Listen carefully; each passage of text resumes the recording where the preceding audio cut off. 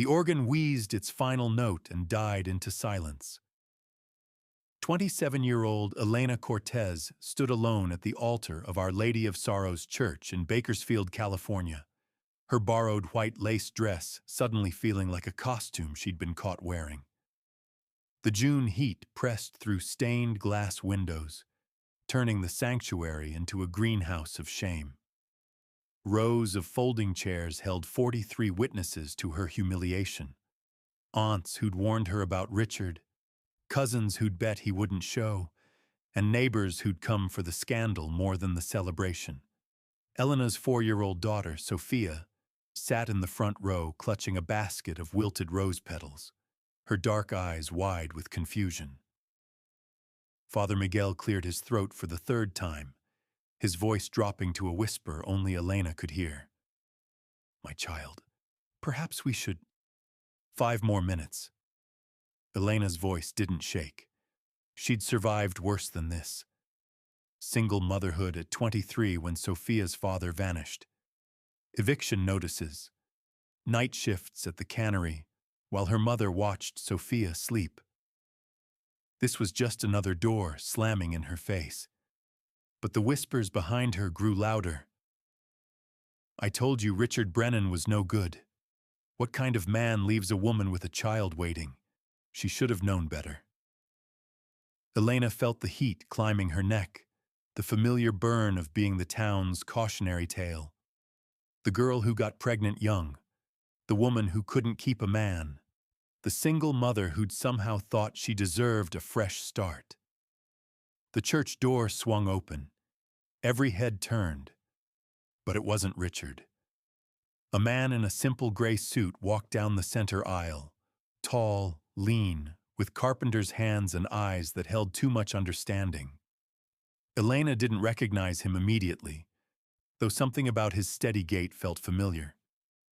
He stopped halfway down the aisle, removed his hat, and spoke loud enough for everyone to hear. "Ma'am, I know we've only met once at the Brennan family reunion last summer. My name is Thomas Webb. I'm Richard's second cousin, twice removed, and I need to tell you something."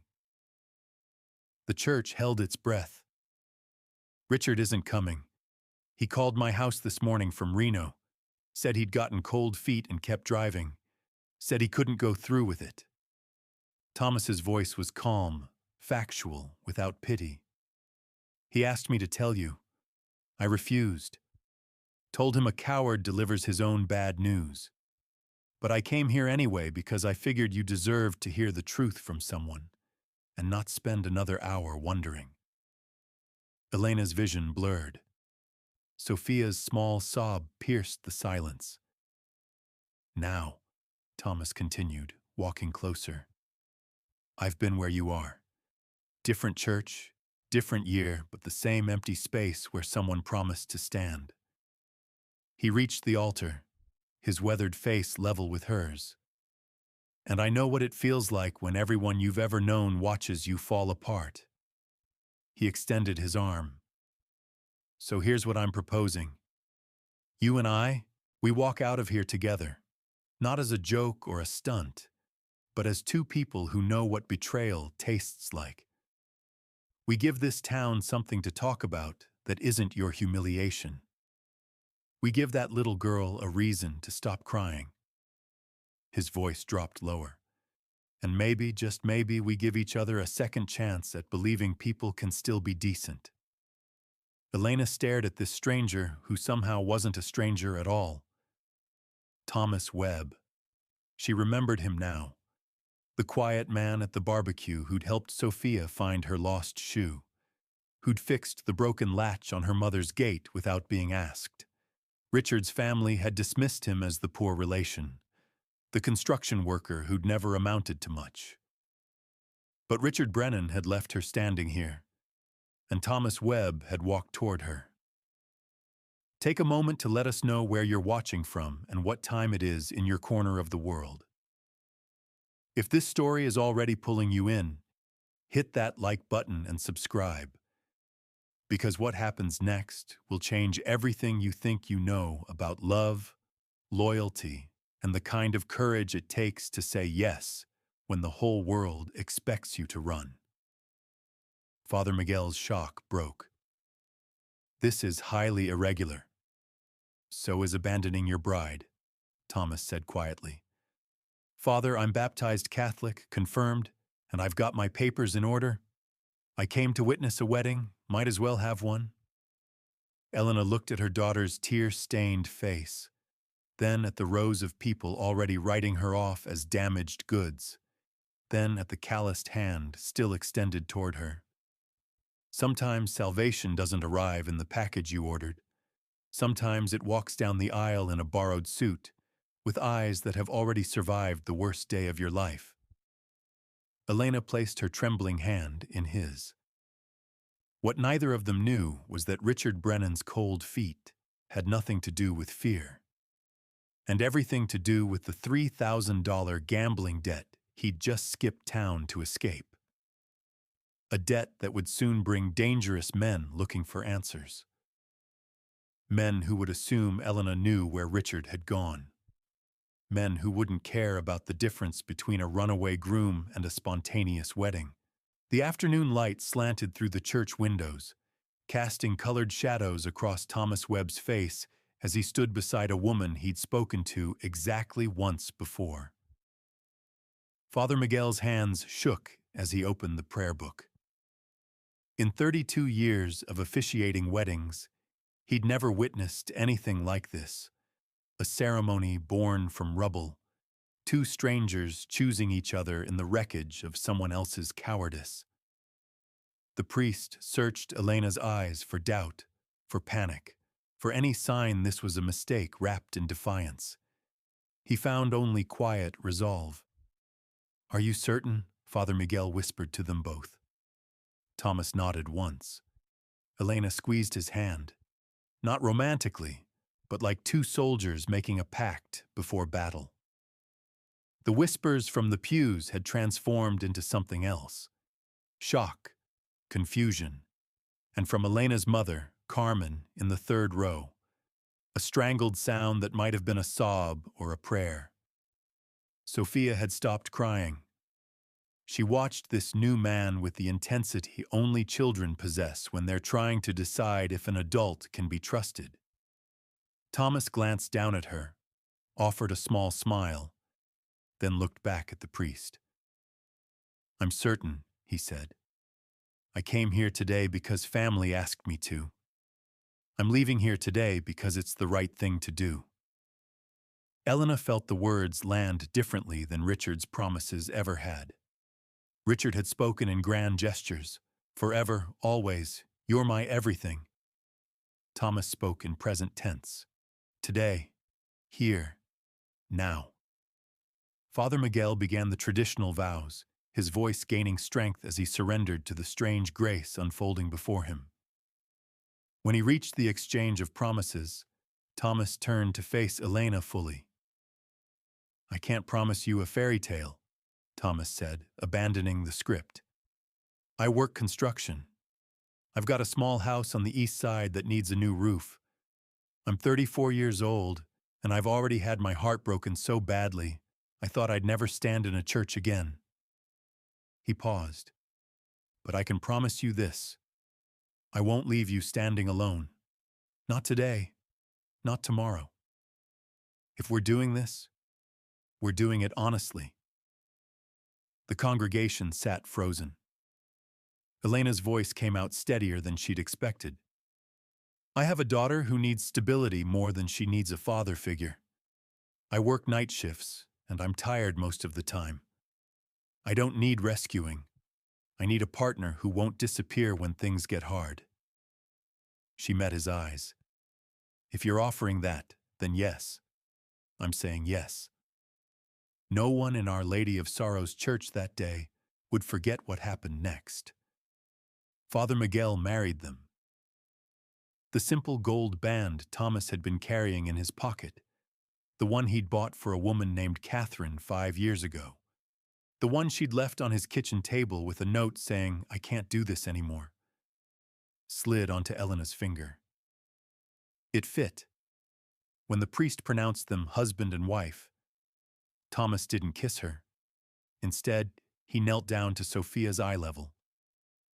"I know I'm not your daddy," he said softly. "And I'm not trying to be. But if your mama says it's okay, I'd like to be your friend. And I promise I'm not going anywhere." Sophia studied him with devastating seriousness. Then she held out her basket of wilted rose petals. "You can have these," she whispered, "for being nice." Thomas accepted the basket like it held treasure. As they walked back down the aisle, husband, wife, and child, the church erupted. Not in applause, but in confused murmuring, scattered tears, and the rustle of people already reaching for their phones to spread the news. Elena's Aunt Beatrice was crying. Her cousin Marco looked stunned. Carmen sat perfectly still, rosary beads clutched between white knuckles. Outside, the June heat hit them like a wall. The parking lot held a dozen cars and twice as many stairs. Someone had decorated Richard's absent Buick with tin cans and shoe polish. The word coward was scrawled across the back windshield in angry letters. "Your mother's going to have questions," Thomas observed quietly. "My mother's going to have a heart attack." Elena felt the enormity of what she'd just done beginning to settle. "I married a stranger in front of my entire family." "You married someone who showed up." Thomas opened the passenger door of his old Ford pickup. "That's more than some people manage." Sophia climbed into the truck bed without being asked, suddenly animated by the adventure of it all. Elena watched her daughter's face transform from grief to cautious excitement, and something inside her chest cracked open. This was insane. This was also the first time in 4 years someone had chosen her instead of leaving. As Thomas started the engine, Elena noticed his hands gripping the wheel a little too tightly. He was nervous. This confident man who'd walked down the aisle like he owned his convictions was terrified of what came next. "Where are we going?" she asked. "I figured we'd drive until we figure that out." But neither of them had noticed the black Cadillac parked 3 blocks down, where 2 men in cheap suits watched the newlyweds pull away. Men who'd been looking for Richard Brennan and had just found something far more interesting. A wife who might know where their money went. What would you do if your act of mercy became the thing that marked you as a target? The engine ticked as it cooled in the driveway of a small craftsman bungalow with peeling yellow paint and a sagging front porch. Thomas Webb's house sat at the end of Cypress Street, where the pavement gave way to dirt and the neighborhood thinned into scrubland. The yard held more weeds than grass, and someone, probably Thomas himself, had attempted a vegetable garden that was losing its battle against the California drought. A hand-painted sign near the mailbox read, "Webb and Sons Construction," though Elena would later learn there were no sons, just a business name chosen for credibility. Sophia had fallen asleep in the truck bed, curled around her basket of wilted petals. "It's not much," Thomas said, killing the engine. "But the bones are good. Built in 1946 by a shipwright who understood how to make things last." Elena stepped out onto cracked concrete, her borrowed heels sinking slightly in the heat-softened asphalt. The dress felt absurd now, a costume for a play that had changed scripts halfway through. Inside the house, she could hear the low hum of a window unit struggling against the afternoon heat. Thomas carried Sophia inside without waking her, laying her gently on a worn leather couch that smelled of linseed oil and sawdust. He draped a patchwork quilt over her small body, a quilt that looked handmade, the kind passed down through generations. "My grandmother's work," he said, noticing Elena's gaze. "Only thing Catherine didn't take when she left." There it was, the ghost in the room. Elena studied the house properly now. Hardwood floors scarred by years of work boots. a kitchen table built from reclaimed barnwood, bookshelves stuffed with carpentry manuals, Louis L'Amour westerns, and, unexpectedly, poetry. Everything was clean but worn, maintained but unloved, like a man had been living here, but not quite inhabiting it. "Tell me about her," Elena said. "Catherine." Thomas filled a kettle at the sink, the pipes groaning in protest. "We met in 1969. I was 29, she was 26. Thought we had everything figured out." He struck a match to light the gas stove. "Planned the wedding for March of 70. Sent invitations, bought rings, the whole thing. Then 3 days before, she called from her sister's house in Sacramento. Said she'd met someone else. Someone who wanted more than a construction worker with dirty fingernails could give her." The kettle began its slow climb toward boiling. "I showed up to the church anyway. Thought maybe she'd change her mind. Stood there for an hour while people who'd driven from 3 counties away slowly realized no one was coming." Thomas's voice carried no bitterness, just the flat tone of facts recited too many times. "My father had to drive me home. Worst day of my life." Elena sat at the kitchen table. "Until today, when you walked into someone else's worst day." Something like that. Thomas poured hot water over tea bags in chipped ceramic mugs. "Been 5 years, and I still wake up some mornings expecting her to be there. Brain's a funny thing." "Richard proposed to me 6 months ago," Elena offered. "We met at the cannery where I work nights. He was a foreman. Handsome, charming, always had money for dinners out. Made me feel like maybe I wasn't just the girl who got pregnant and ruined her life." She accepted the tea, wrapping her hands around the warmth despite the heat. "Sophia liked him. That's what convinced me. She'd never warmed up to anyone before." "Kids know," Thomas said quietly. "Apparently they know better than their mothers." They sat in silence, 2 people learning each other's damage like archaeologists studying ruins. Then Sophia stirred on the couch, her small voice cutting through the quiet. "Mama? Where's Mr. Richard?" Elena's throat closed.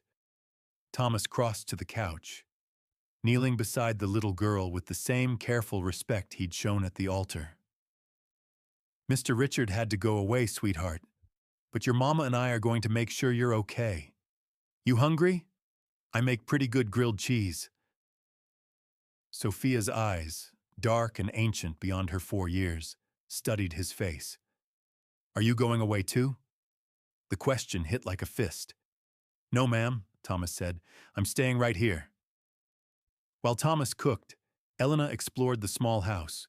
2 bedrooms, 1 bathroom, a workshop out back filled with tools arranged with military precision.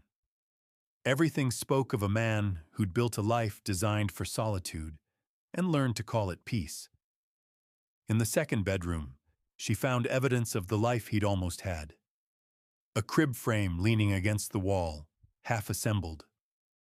A mobile of carved wooden birds gathering dust. Plans for a nursery drawn in careful pencil on graph paper, dated March 1970. Catherine hadn't just left him at the altar. She'd left him holding blueprints for their future.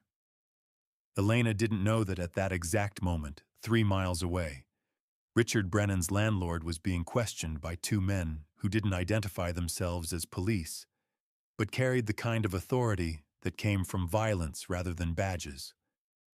The smell of butter and toasting bread pulled her back to the kitchen where Sophia sat at the table, swinging her legs and chattering to Thomas about the horses she'd seen at her cousin's ranch. Thomas listened with complete attention, nodding seriously as she described their colors and names. "You're good with her," Elena observed. "I'm good with simple things: cooking, building, listening." Thomas plated the sandwiches, cutting Sophia's into triangles. It's complicated, I struggle with. This is pretty complicated. Is it? Thomas met her eyes. You needed help. I could help. Everything else is just details we'll figure out as we go. They ate in the golden afternoon light. Three people who'd started the day as strangers and ended it as something that didn't have a name yet. Not a family, not quite, but not alone anymore. When Sophia asked if she could draw pictures at the table, Thomas produced paper and colored pencils from a drawer. Materials he shouldn't have had unless he'd hoped for children once. Elena watched her daughter create elaborate scenes of horses and sunshine while Thomas washed dishes with methodical care. What happens now? She asked. Now we live, Thomas said simply. You keep working at the cannery. I keep building houses for other people. Sophia goes to her preschool. We figure out how married people who aren't in love share space without making each other miserable. It was the most practical romance Elena had ever heard. It was also the first honest thing anyone had promised her in years. Outside, the black Cadillac cruised slowly past the house on Cypress Street, the driver making note of the address before disappearing into the gathering dusk. The knock came 3 days later, just after dawn, when the summer heat was still merciful and the neighborhood quiet. Thomas answered the door in work clothes, coffee mug in hand, expecting the lumber supplier or maybe his foreman checking on the day's schedule. Instead, he found two men who looked like they'd slept in their car. Wrinkled suits, stale cigarette smell, eyes that cataloged everything about his house in a single sweep. Thomas Webb? The taller one asked, though it wasn't really a question. That's right. We're looking for Richard Brennan. Understand your family. Thomas felt his spine straighten in the way it did when a job site was about to go wrong. Second cousins, twice removed. Haven't seen Richard in over a year. The shorter man smiled without warmth. Funny thing, we heard he was supposed to get married last Saturday. We heard his bride might know where he went. Behind Thomas, he heard Elena's footsteps pause in the hallway. She'd been up since 5, getting ready for her shift at the cannery. Sophia was still asleep in the second bedroom, where Thomas had cleared out the unfinished crib and Catherine's ghost to make space for a child's bed. Richard didn't show up to his wedding, Thomas said carefully. His bride married me instead. You want to know where he is? You're asking the wrong people. The taller man's eyes shifted past Thomas to where Elena now stood, still in her nightgown with a cardigan pulled over it. Mrs. Brennan? Mrs. Webb, Elena corrected, her voice steady despite the fear Thomas could see in her clenched hands. And I have no idea where Richard went. He left me standing at the altar. See, that's the thing. The shorter man pulled out a photograph. Richard at a blackjack table in Reno, dated 4 days ago. Your fiancé borrowed $3,000 from some business associates of ours. Said he needed it for wedding expenses. Then he skipped town instead of paying up. $3,000. The number hung in the morning air like smoke. Thomas understood immediately why Richard had run. These weren't businessmen. They were the kind of people who broke fingers over unpaid debts, who made examples out of Welshers to keep others in line. I don't have $3,000, Elena said quietly. I work at a cannery making minimum wage. Whatever Richard owes you, I can't pay it. That's unfortunate. The taller man's smile widened. Because debt has a way of transferring to family. You married into the Brennan name last Saturday, didn't you? Technically makes you responsible. She married me, Thomas interrupted. After Richard abandoned her, any debt he carried died with that wedding invitation. The shorter man stepped closer, close enough that Thomas could smell the coffee and menthol on his breath. You a lawyer, Mr. Webb? I'm a carpenter. Then maybe you should stick to hammering nails and let us handle business. He pulled a business card from his pocket, blank except for a phone number written in blue ink. You've got 2 weeks to come up with the money, or we start getting creative about collecting. They left as abruptly as they'd arrived, the black Cadillac pulling away with the deliberate slowness of men who knew they'd delivered their message. Thomas closed the door. His hands were shaking. Elena sank onto the couch, her face pale. $3,000. That's more than I make in 6 months. We're not paying them. Thomas's voice was flat, certain. Thomas, those men are criminals who prey on people too scared to tell them no. He set down his coffee mug before he could drop it. I've dealt with their type before. Construction sites attract them.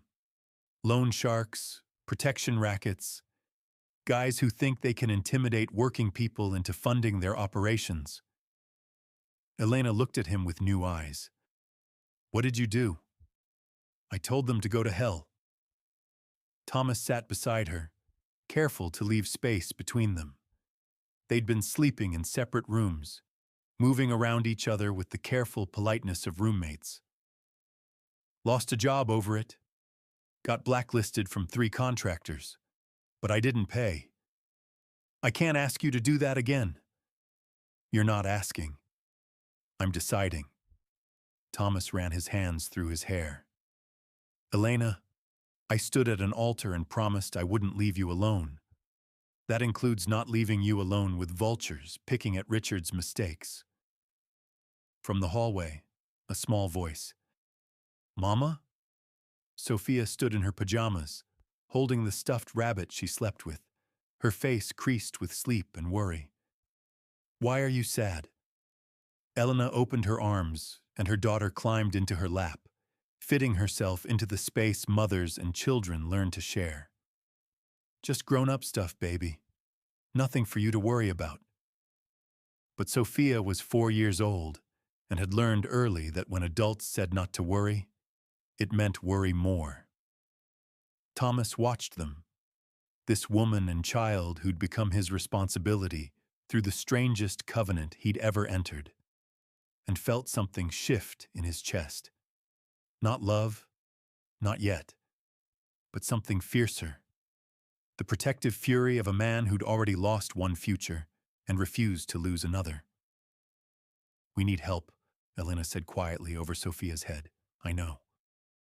That afternoon, after Elena left for her shift and Sophia was settled with Carmen, who still hadn't spoken to her daughter except in tight-lipped prayers, Thomas drove to the Bakersfield Police Department. The desk sergeant listened to his story with the weary expression of someone who'd heard variations of it 100 times. Did they threaten you directly? They implied consequences. Implication isn't assault, Mr. Webb. Until they do something actionable, there's not much we can do. So I wait until they break my legs? The sergeant sighed. Look, these loan shark operations, they work in gray areas. They lend money voluntarily, collect aggressively, but usually stop short of anything we can prosecute. My advice? Pay what you can, negotiate the rest. These guys are businessmen at the end of the day. Thomas left the station understanding that the law wouldn't help them. They were on their own.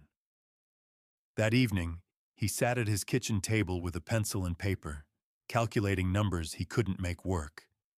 His savings, $800. Elena's savings, maybe $200. The house was paid off, his grandfather's legacy, but mortgaging it would take weeks and destroy their credit.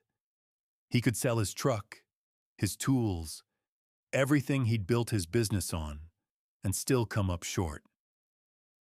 What he didn't know was that Richard Brennan, drunk in a Reno motel room, had just called his mother Collect and mentioned the sweet girl he'd almost married, and how sorry he was for leaving her with his problems. A conversation overheard by a motel clerk, who happened to owe the same loan sharks a favor. Elena came home at midnight, smelling of brine and exhaustion. She found Thomas still at the table, numbers crossed out and rewritten in increasingly desperate configurations. "I've been thinking," she said, dropping her purse on the counter. "I could pick up extra shifts, work doubles through July. It won't be 3,000, but no. Thomas, you're already working 6 nights a week. You barely see Sophia." He looked up at her, his face haggard in the kitchen light. "I won't let you destroy yourself paying off another man's debts." Elena sat across from him, and for the first time since their strange wedding, she reached across the table and took his hand. "Then what do we do?" Thomas squeezed her fingers, warm, calloused, real. "We figure it out together." Outside, a car engine idled for 30 seconds before driving away. Neither of them noticed.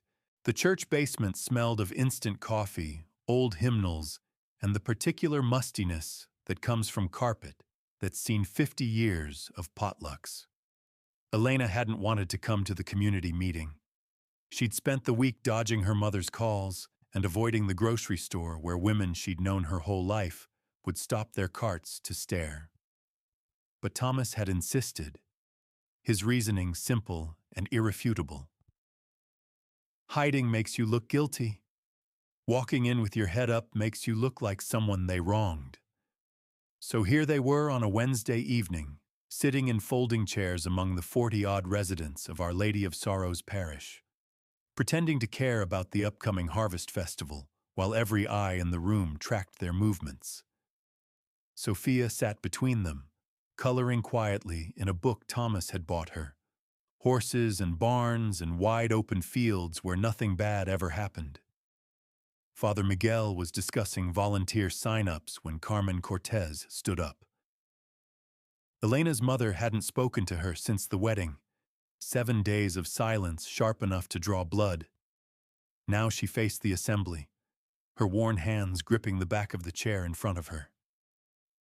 "I have something to say."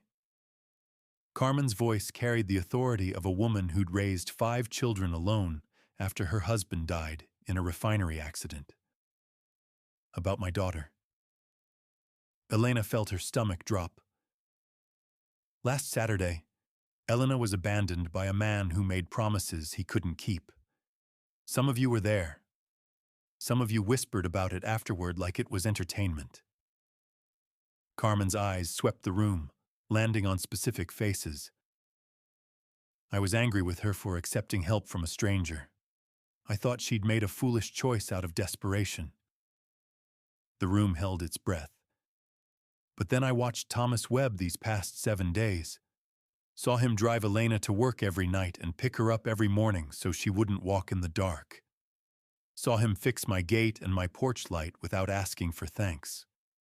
Saw him with my granddaughter, patient and kind like a man who understands what children need." Carmen's voice cracked. "My daughter didn't make a foolish choice. She made a brave one. And any of you who want to keep gossiping about it can answer to me." The silence that followed held weight. Then Beatriz, Elena's aunt, stood. "Carmen's right. I've known Thomas since he was a boy helping his grandfather build houses. He's good people. Always has been." Another voice from the back. "Marco, Elena's cousin. Richard Brennan owes me $200 for car repairs. Guess I'm not the only one he screwed over." The room shifted. Whispers became murmurs, became something else. A reluctant acknowledgement that maybe the story wasn't as simple as they'd wanted it to be. After the meeting, as people filed out into the parking lot, an older man approached Thomas. Frank Delgado, retired police detective, now living on a pension and memories of better days. "You got trouble," Frank said, without preamble. "Excuse me?" "The 2 men asking around about you, about your wife. I know their type." Worked organized crime for 20 years before my knees gave out. Frank glanced at Sophia, who was examining moths around the parking lot lights, then lowered his voice. They're not going away. Men like that, they're hired muscle for someone bigger. Means there's real money involved. Thomas felt Elena stiffen beside him. We went to the police. They said they couldn't help. Official channels can't. Unofficial ones might. Frank pulled a scrap of paper from his pocket, writing quickly. This is my nephew, David. He's a lawyer, not the fancy type. The type who helps people the system ignores. Tell him I sent you. I can't afford. David owes me. I raised him after his mother passed. He'll hear you out. Frank pressed the paper into Thomas's palm. And Thomas, whatever you do, don't try to handle this yourself. These men aren't reasonable. They're predictable, which is worse. That night, after Sophia fell asleep clutching Mr. Rabbit and humming a song Thomas had taught her about mockingbirds, Elena found him in the workshop. He was sanding a cradle. Beautiful, meticulous work in cherry wood with hand-carved details along the rails. Elena recognized it from the plans she'd found in the spare bedroom, the nursery that never was. Making something? She asked from the doorway. Thomas didn't stop sanding. Mrs. Hernandez down the street is expecting in August. Figured I'd finish this, give it to her. Been sitting unfinished long enough. Elena stepped into the workshop, running her fingers along the smooth wood. You were going to have a baby. Was going to have a lot of things. Thomas set down the sandpaper, finally meeting her eyes. Catherine and I tried for 2 years. Finally got pregnant in '69. Made it to 5 months before she miscarried. That's when things started falling apart between us. Grief has a way of showing you who people really are. And who was she? Someone who needed to blame. I was convenient. Thomas's voice held no bitterness, just resignation. She blamed me for the miscarriage, for the house being too small, for not making enough money, for not being enough of whatever she'd decided she needed. By the time she left me at the altar, I was almost relieved. At least I knew where I stood. Elena touched his shoulder, the first truly intimate gesture she'd made since their wedding. I'm sorry.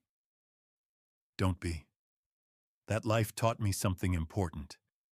You can't build a future with someone who's always looking for the exit. He covered her hand with his. You and Sophia, you're not looking for exits. You're looking for solid ground. That I can give. They stood in the sawdust-scented quiet, two damaged people learning that sometimes strength comes from admitting you're broken. The next morning, Thomas called David Delgado. The lawyer listened to their story in his cramped office above a hardware store on Baker Street. 3rd floor, no elevator, walls covered in law books and boxing posters. David was 32, sharp-eyed, with the compact build of someone who'd learned to fight before he learned to argue. Here's the situation, David said after they'd finished. These loan sharks operate in a legal gray zone. The money was lent voluntarily. Richard took it. Richard owes it. But here's the thing. California law doesn't recognize transferred debt through marriage unless the spouse co-signed the loan, which you didn't. So we're clear. Elena felt hope spark. Legally? Yes? Practically? David's expression darkened. These men don't care about the law. They care about sending a message. If they let Richard skip out on $3,000, others will try. They'll make an example of you to prevent that. But David Delgado had connections of his own, the kind forged in police precinct hallways and courthouse backrooms, the kind that would prove crucial in the days to come. What do we do? Thomas asked. We fight back. Not with violence, with documentation. Every time they contact you, you record it. Every threat, every implication, every conversation. California's a two-party consent state. But if they're on your property making threats, that's different. David leaned forward. And I make some calls. These guys work for someone. We find out who, we might find leverage. As they left David's office, descending the narrow stairs back to street level, Elena felt something she hadn't felt in weeks. Not hope exactly, but the opposite of helplessness. Outside, the summer sun beat down on Baker Street, where children played in sprinkler water and old men played dominoes in the shade. Normal life continuing while theirs balanced on a knife's edge. We're going to be okay, Thomas said, and Elena wanted desperately to believe him. What they didn't know was that Richard Brennan had just been found in a Reno hospital with a broken arm and 2 cracked ribs, injuries he'd sustained falling downstairs, though the police report noted inconsistencies in his story, and that the men who'd visited him had asked very specific questions about a safety deposit box he'd opened in Elena's name 3 months ago, one she knew nothing about.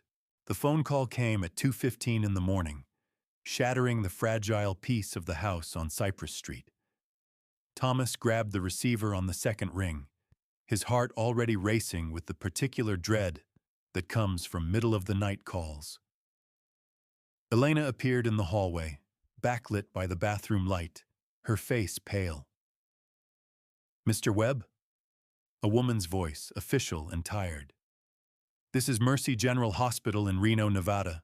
We have a patient here, Richard Brennan. He listed you as his emergency contact. Thomas's grip tightened on the phone. I'm not his emergency contact. I barely know the man. Sir, he's asking for Elena. Says it's urgent. Says she's in danger. Elena crossed the room, taking the phone from Thomas's hand. This is Elena. What happened? The nurse's voice softened. Ma'am, Mr. Brennan was brought in 6 hours ago with significant injuries. He's been heavily medicated, but he keeps asking for you. Keeps saying something about a bank key and that you need to get it before they do. Before who does? He won't say. Ma'am, I'm not supposed to do this, but he seems genuinely terrified. If there's something you need to know, you should call soon. We're releasing him in the morning. Elena hung up and stood in the kitchen darkness, her mind racing. Thomas watched her process, saw the moment decision crystallized into action. There's a bank key, she said quietly. Richard gave me something 3 months ago. Said it was for emergencies, that I should keep it safe. I put it in my jewelry box and forgot about it. She moved quickly to the bedroom, returning with a small brass key stamped with Wells Fargo's logo and a number 307. Safety deposit box, Thomas said. But I never opened an account. Never signed anything. Elena turned the key over in her palm. Why would Richard put something in my name? David Delgado's voice on the phone 20 minutes later was groggy but alert. Don't go to that bank. Not yet. If Richard put something in a box under Elena's name without her knowledge, that's fraud. Whatever's in there, it could implicate her. Or exonerate her, Thomas countered. Or get her killed. David's tone sharpened. Listen to me. These loan sharks, they're not just collecting debt. They're looking for something specific. My uncle made some calls. The organization backing them is connected to illegal gambling operations across 3 states. If Richard hid evidence in that box, you're holding the key to a much bigger problem. Elena sank into a kitchen chair, the weight of Richard's betrayal taking new shape. He used me, put whatever mess he was in under my name so he could run. Classic coward move, David agreed. But here's what we do. Tomorrow morning, I file paperwork declaring Elena had no knowledge of this account. We create a legal record that she's a victim, not a participant. Then, with police present, we open that box together. And if the police are compromised? Thomas asked. He'd lived in Bakersfield long enough to know that corruption wasn't just a big city problem. Then we bring the FBI. They didn't sleep the rest of that night. Elena sat at the table sorting through memories of Richard, trying to pinpoint when he'd stopped being the charming foreman and started being something darker. Thomas made coffee and eggs neither of them ate while Sophia slept through the crisis in the next room, her innocence a reminder of what they were fighting to protect. At dawn, Carmen arrived with rosary beads and fierce determination. David Delgado called me, she said, pulling Elena into a hug that had 7 days of apology in it. Said you needed someone to watch Sophia today. Said it might be dangerous. Mama, I can't ask you to. You're not asking. I'm taking my granddaughter to my house where she'll be safe while you clean up the mess that Pendejo left you with. Carmen's eyes were steel. And Thomas? You bring my daughter home in one piece or answer to me. By 9 o'clock, they were standing outside Wells Fargo on 17th Street, with David Delgado and Frank's contact in the FBI, a woman named Agent Rivera who looked like she'd seen every variation of human stupidity and still showed up for work.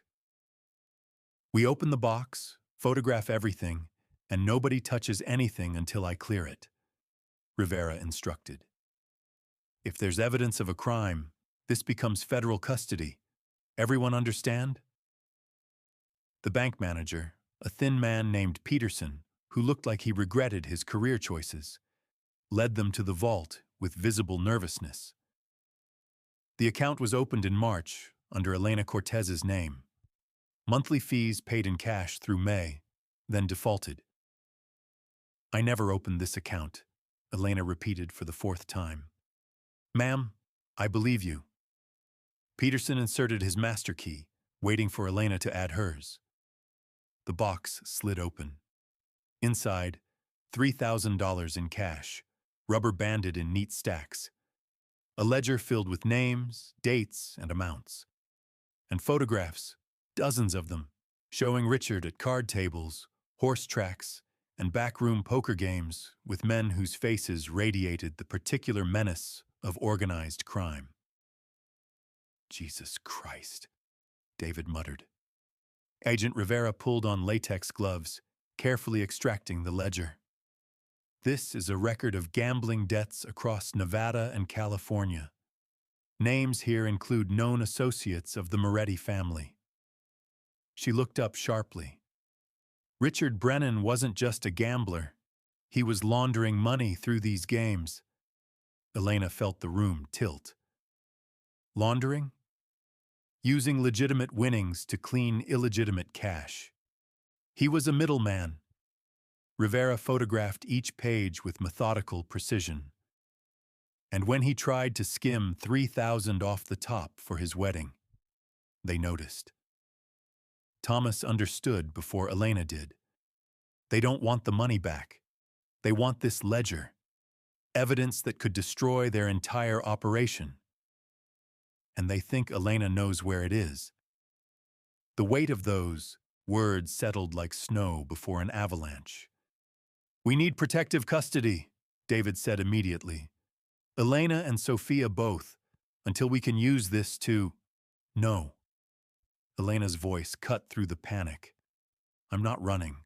I'm not hiding Sophia in some safe house while these men destroy everything we're trying to build. She turned to Agent Rivera. Use the ledger. Bring down whoever you need to bring down, but do it fast. Rivera studied her with something like respect. Mrs. Webb, these are dangerous people. And I'm a dangerous woman when someone threatens my daughter. Elena's hands shook, but her voice didn't. Tell me what you need from me. Outside, the black Cadillac was parked 3 blocks away, its occupants watching through telephoto lenses as federal agents carried evidence from the bank in sealed bags. The clock had just started ticking. How far would you go to protect someone you barely knew? And at what point does a marriage of convenience become worth dying for? The trap was set in the most obvious place, the house on Cypress Street, where 2 strangers had become something resembling family in the span of 13 days. Agent Rivera's plan was simple in theory, dangerous in execution. They would let the loan sharks come, let them make their threats explicit enough to warrant federal charges, all while wearing wires and surrounded by undercover agents positioned in unmarked vehicles along the street. Elena would be the bait. Thomas refused to let her do it alone. "This is insane," Carmen said for the 10th time, watching FBI technicians tape a microphone under Elena's collar. Sophia sat in Carmen's kitchen 3 miles away, eating animal crackers and watching cartoons, blissfully unaware that her mother was about to walk into the kind of danger most people only saw in movies. "It's the only way to end this," Elena replied, her voice steadier than her hands. "If they think I have the ledger, they'll come. Rivera arrests them with evidence of extortion and threats. The Moretti family loses their muscle. We get our lives back." Thomas stood by the window, watching the street with the intensity of a man calculating angles and exit routes. He'd spent the morning reinforcing the back door, checking window locks, creating contingencies for contingencies. Construction had taught him that preparation prevented catastrophe. 5 minutes, Agent Rivera said, adjusting her own wire. She'd be inside with them, posing as Elena's sister visiting from Fresno. 3 more agents would be in the workshop, the bedroom, and crouched in the crawl space beneath the house. "Remember, let them talk.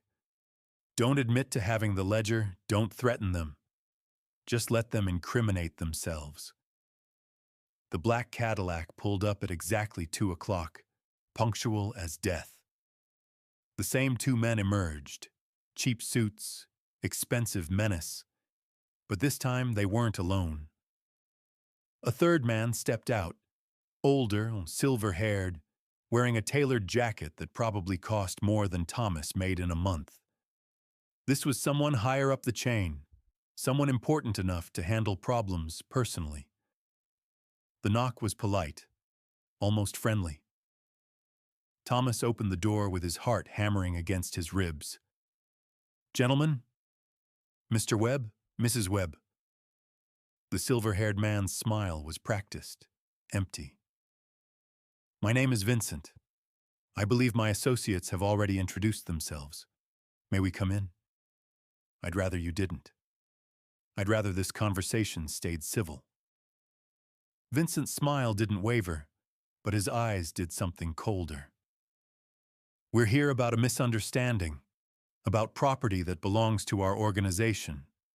Property we believe Richard Brennan left in your wife's care." "Richard Brennan left my wife at an altar," Thomas said evenly. "Whatever he had, he took with him when he ran."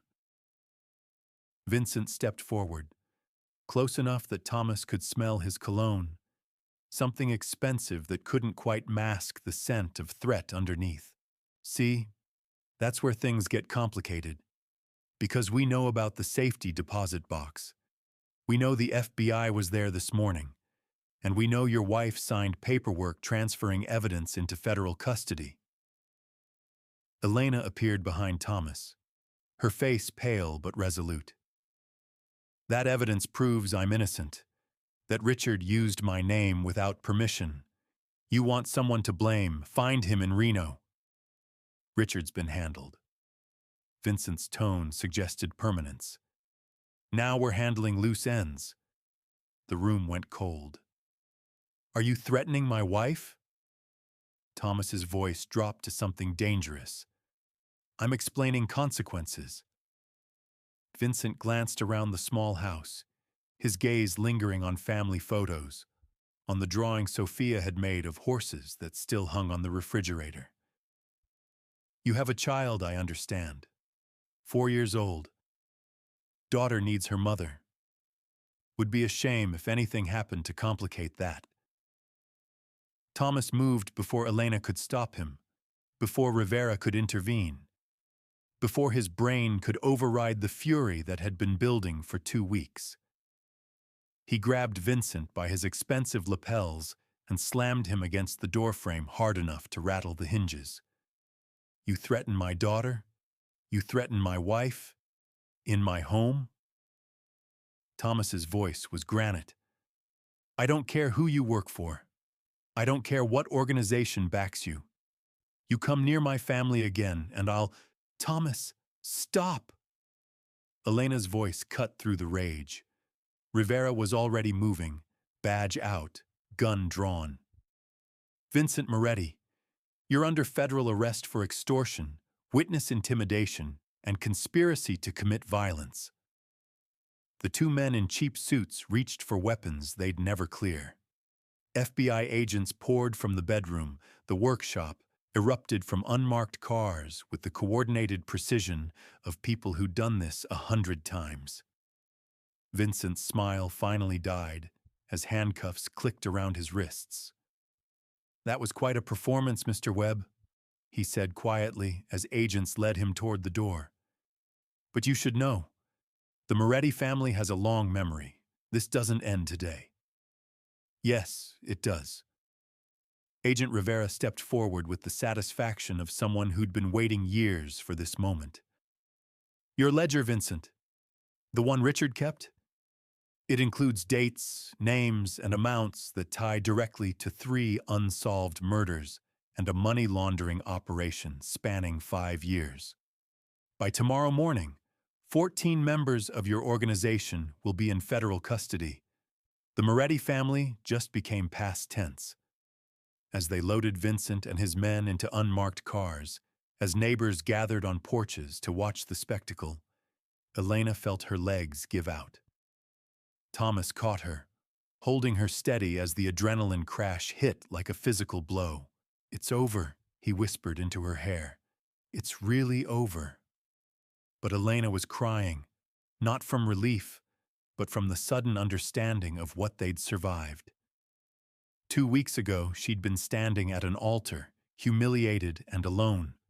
Now she'd just helped dismantle a criminal organization while wearing a wire and betting her life that the stranger she'd married would protect her.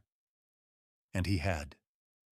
That evening, after statements were given and FBI technicians had removed their equipment, after Carmen brought Sophia home and the little girl fell asleep between them on the couch, exhausted by the day's adventure, Thomas and Elena sat in the quiet darkness of their porch. David called? Elena said softly, careful not to wake Sophia. Richard's injuries weren't from falling downstairs. The Moretti family tortured him trying to find where he'd hidden the ledger. He's in critical condition. Thomas felt something complicated twist in his chest. Anger at Richard for creating this mess. Pity for the broken man in a hospital bed. Gratitude that it hadn't been Elena lying there instead. He made his choices, Thomas said finally. So did we. Elena looked at him in the porch light. This man who'd walked toward her when everyone else expected her to fall apart alone. Thomas, we got married to save face at a ruined wedding, but you just threatened a mobster to protect me. That's not convenience. That's love, Thomas finished quietly. Somewhere between fixing your mother's gate and teaching Sophia about mockingbirds, I fell in love with you. Both of you. Didn't plan it. Didn't even want it after Catherine. But there it is. Elena felt tears track down her face for the second time that day. I don't know how to do this. How to be married to someone who actually showed up. Neither do I. Thomas took her hand. Calloused meeting calloused. Strength meeting strength. But we've figured out everything else. Might as well figure out this too. They sat in the warm California night while Sophia dreamed between them. Three people who'd found each other in the rubble of other people's betrayals and built something that looked remarkably like home. Inside the house, the phone rang once and stopped. Agent Rivera's signal that the last of the Moretti associates had been arrested, that the threat was truly neutralized. The nightmare was over. The real life could begin. 5 years passed like water smoothing stone, slowly reshaping everything it touched until the sharp edges of the past became something you could hold without bleeding. The house on Cypress Street no longer sagged. Thomas had rebuilt the porch, repainted the yellow siding a soft sage green that Elena had chosen from paint samples spread across their kitchen table. The vegetable garden had surrendered to Sophia's demands for a tire swing and a sandbox, where she now played with her baby brother, 3-year-old Daniel, named after Thomas's grandfather. Elena stood at the kitchen window watching them, her hands dusted with flour from the bread she was making, a hobby she'd discovered in the quiet hours after leaving the cannery for good.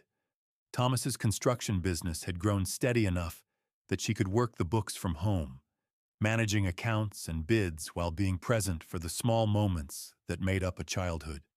The scar tissue from those 2 weeks in 1974 had faded, but never disappeared completely. Richard Brennan had survived his injuries, but spent 18 months in federal prison for money laundering and conspiracy. He'd written Elena one letter from minimum security, 3 pages of apologies she'd read once, and filed away in a drawer she never opened. Some doors, once closed, should stay that way. The Moretti family had collapsed under the weight of federal indictments. Vincent Moretti himself was serving 23 years in a facility that would ensure he'd be an old man before seeing sunlight as a free person again. Agent Rivera had received a commendation. David Delgado had used the publicity to build a practice defending people the system routinely ignored. But the real transformation had been quieter, more intimate. Thomas emerged from the workshop, sawdust in his hair, carrying a wooden dollhouse he'd spent 6 weeks building for Sophia's 9th birthday next month. It had working shutters, a shingled roof, and furniture carved with the same meticulous care he'd once reserved for the cradle he'd given to Mrs. Hernandez's daughter, who was now 4 years old and terrorizing the neighborhood with fearless joy. "Mama, look what Daddy made!" Sophia abandoned the sandbox, Daniel toddling after her with the determined wobble of someone who'd only recently mastered walking. Elena watched her husband kneel to show their daughter the tiny details, the miniature books in the library, the working door hinges, the painted tiles in the kitchen. This man who'd married her out of compassion had become the center of her universe through the simple act of showing up, day after day, year after year.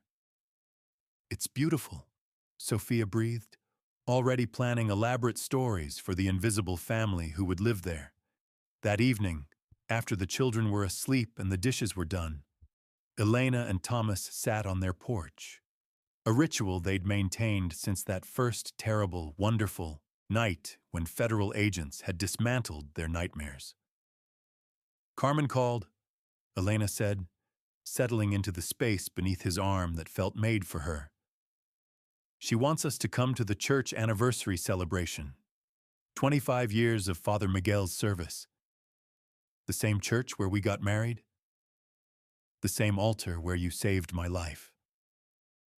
Thomas was quiet, his thumb tracing circles on her shoulder. "I've been thinking about that day. How terrified I was walking down that aisle. How certain I was that I'd never survive another heartbreak. And now? Now I know the difference between surviving and living." He kissed her temple. "You taught me that. You and Sophia and Daniel. You taught me that showing up is just the beginning. The real work is staying. Elena turned to face him, this man whose face she knew better than her own now, the scar above his left eyebrow from a construction accident, the gray threading through his hair, the lines around his eyes from years of smiling at children's jokes and sunrise and her. Thomas Webb, if I could go back to that altar and do it all again, you'd run screaming, he teased. I'd say yes faster. She kissed him with the confidence of someone who'd earned her happiness through fire. Because you're the best decision I ever made in a moment when I thought I had no choices left. They sat in the California darkness, crickets singing and stars emerging. While inside their home, two children dreamed safely, and tomorrow promised nothing but the continuation of this extraordinary, ordinary life they'd built from ruins. The following Sunday, Our Lady of Sorrows Church held its celebration, and Father Miguel told the story, as he did every year now, of the wedding that almost wasn't, of the groom who never showed, and the stranger who walked forward when courage was needed most. He told it as a parable about faith appearing in unexpected forms, about grace disguised as scandal, about love that chooses rather than falls. And though the details varied with each telling, the truth remained constant. Elena and Thomas Webb had proven that sometimes the greatest love stories begin at the exact moment when hope seems lost, when a single act of kindness transforms into a lifetime of showing up.